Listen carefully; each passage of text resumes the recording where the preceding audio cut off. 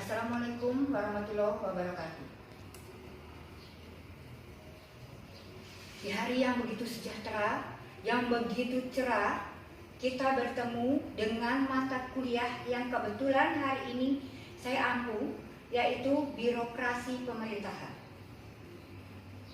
Sebelum lari ke mata kuliah ini, ada beberapa manfaat yang nanti ketika mahasiswa mempelajari mata kuliah ini. Karena salah satu dari lulusan kita, capaian lulusan kita adalah diantaranya birokrat atau pejabat pemerintahan. Dan mereka harus mengenal yang namanya birokrasi pemerintahan.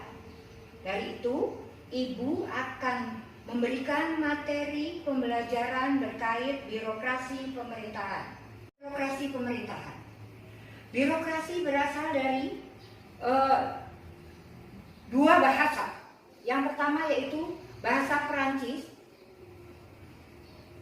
berasal dari kata bureau, yang artinya kantor atau meja tulis. Dan yang kedua berasal dari bahasa Yunani, yaitu kratein, yang berarti mengatur. Dan secara harafiah, birokrasi itu artinya adalah tata cara mengatur semua kegiatan perkantoran berkaitan dengan pelayanan. Oke, sesuai dengan perkembangannya, istilah birokrasi ini adalah dapat disamakan dengan semua kegiatan-kegiatan yang sifatnya administrasi. Menurut Evers, birokrasi dapat diklasifikasikan menjadi 3 kategori.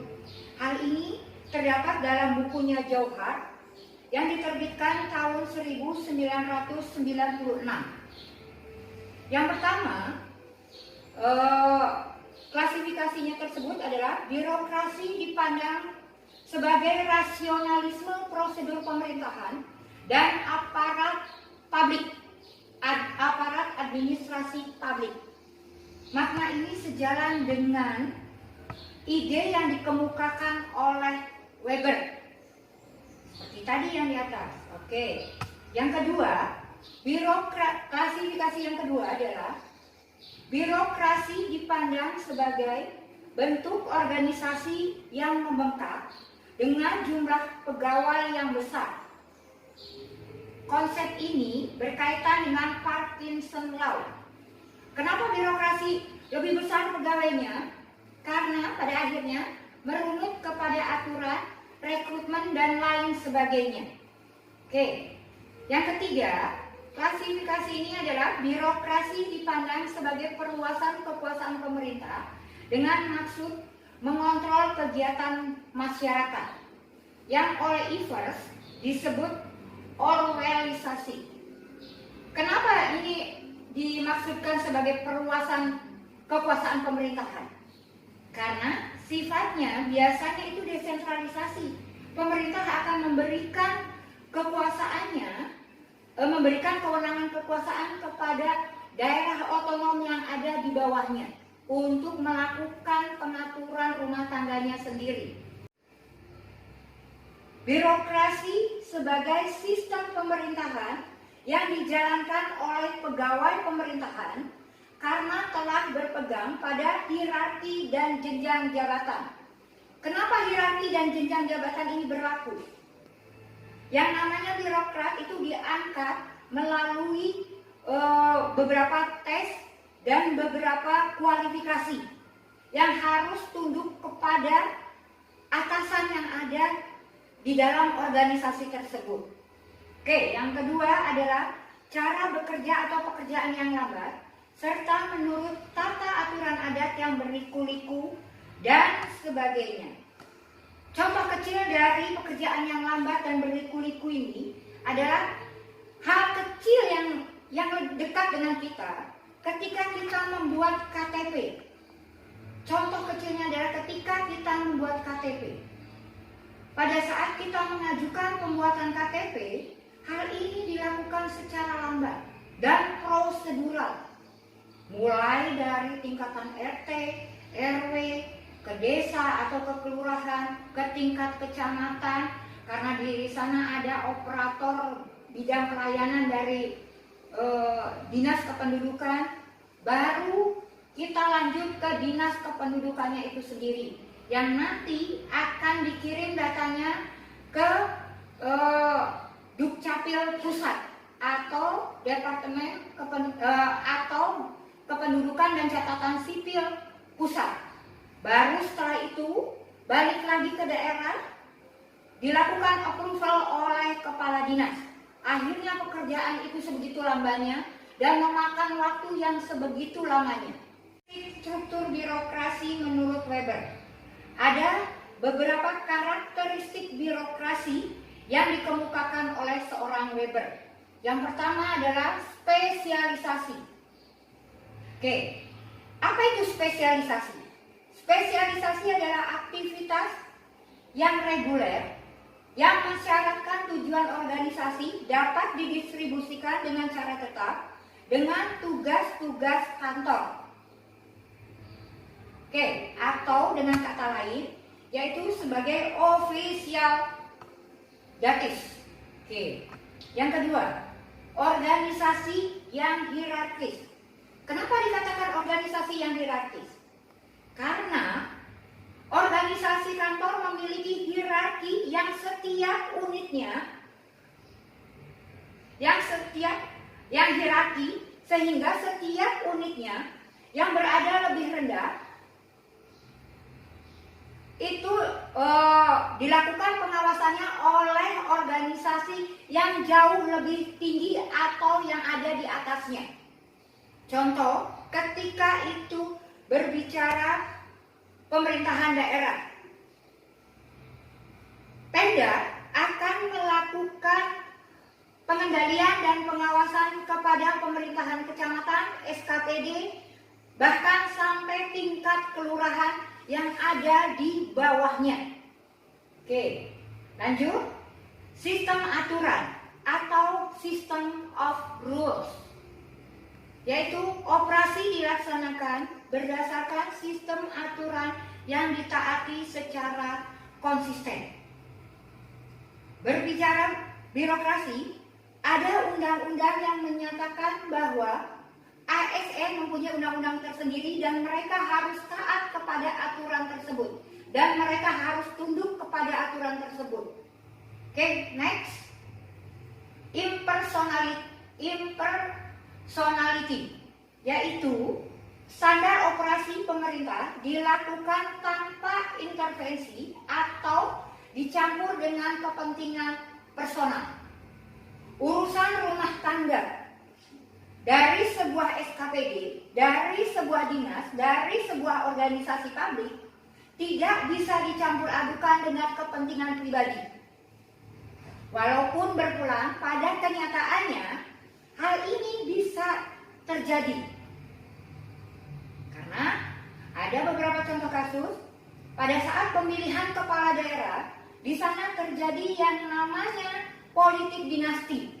Akhirnya operasionalisasi pemerintahan itu dilakukan dengan atau dicampur adukan dengan kepentingan personal atau kepentingan pribadi. Yang ketiga, yaitu standar karir. Ini acuannya adalah merit system ketika berbicara undang-undang ASN. Terdapat sistem promosi yang didasarkan pada senioritas atau prestasi atau bisa jadi keduanya. Kalau berbicara dan mengacu kepada undang-undang ASN, maka rekrutmen pegawai atau promosi pegawai sudah tidak lagi berbicara senioritas, tapi berbicaranya prestasi kerja. Hal ini menganut pada merit system yang berlaku sesuai dengan undang-undang ASN tersebut.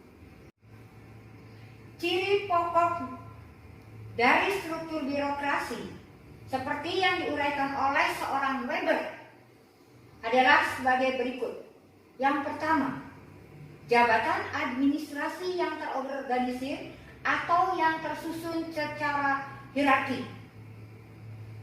Administrasi Office of Organizer or Organized Hierarchically. Kenapa dikatakan seperti itu? Berbicara pemerintahan, berbicara sistem pemerintahan, struktur pemerintahan itu mulai dari tingkatan pusat, provinsi, daerah, bahkan level kecamatan, bahkan atau dimungkinkan level kelurahan atau desa. Hal ini terjadi yang namanya struktur birokrasi, yang akhirnya kepanjangan tangan hierarkinya itu, kepanjangan tangan kewenangan hierarkinya sebegitu panjang. Oke.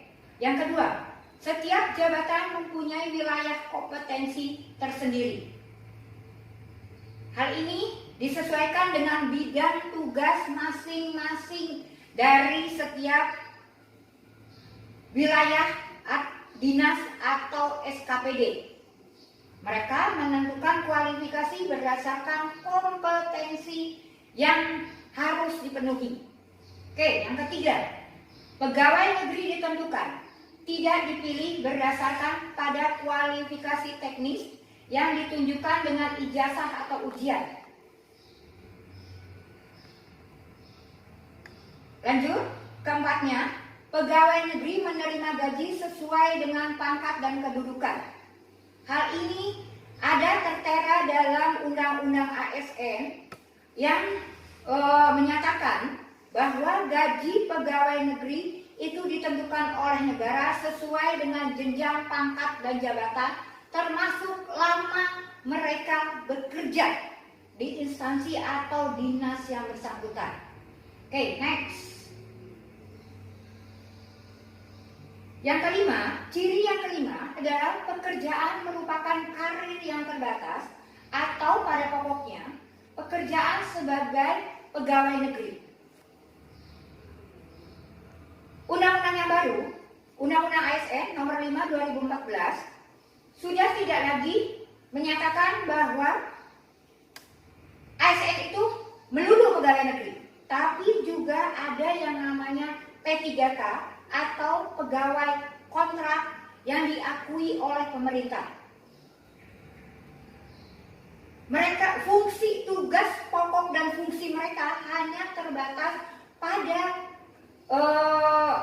pekerjaan mereka karena sudah ditentukan oleh aturan perundang-undangan. Oke, yang keenam, para pejabat tidak memiliki kantor sendiri. Kenapa mereka tidak memiliki kantor sendiri?